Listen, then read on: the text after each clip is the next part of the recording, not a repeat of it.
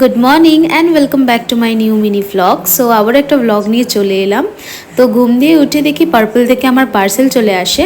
তো তাড়াতাড়ি করে রিসিভ করে এখন আমি তোমাদের সাথে শেয়ার করব যে আমি পার্পল থেকে কি কি অর্ডার করলাম। তো বেসিক্যালি আমি স্কিন কেয়ার অ্যান্ড কিছু মেকআপ প্রোডাক্ট আমি অর্ডার করেছিলাম।